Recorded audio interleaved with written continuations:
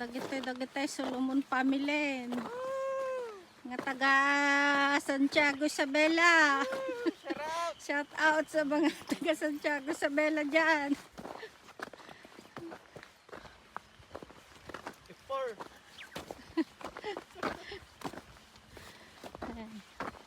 Dati da hukay dong aglamlamon tis sugar beet.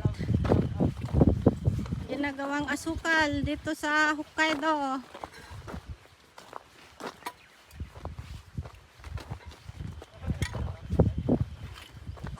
So ayan guys, ito yung mga bito na dinadamuhan namin.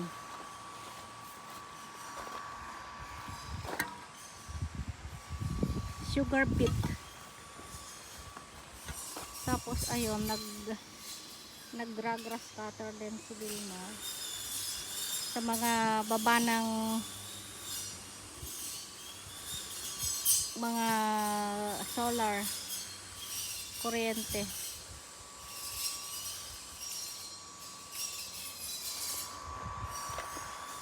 Tapos yung mga sugar beet pa namin nandyan din sa baba.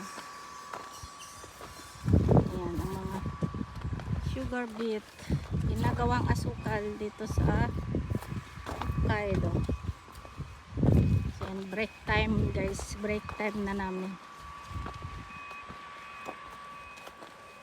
Ayan.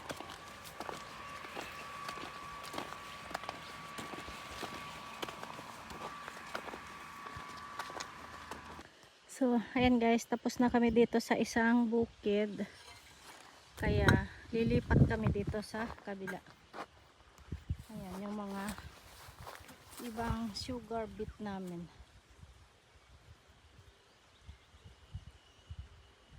Ayan. Hanggang po doon.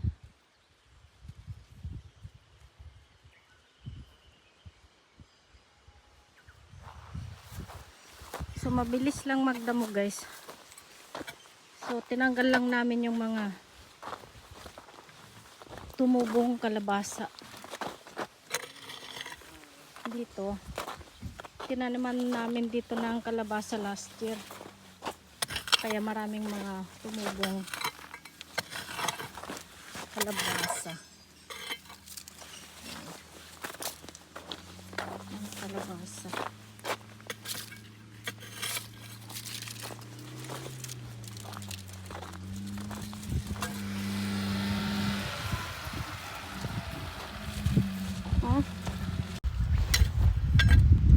So dito na kami guys, nagdadamo ng sugar beet.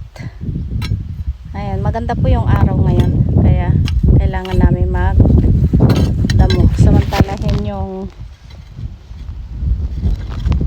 ganda ng araw. So next 1 month na lang magha-harvest na kami ng sibuyas, kaya habang hindi pa kami busy sa sibuyas, magdamo muna kami ng mga sugar beet.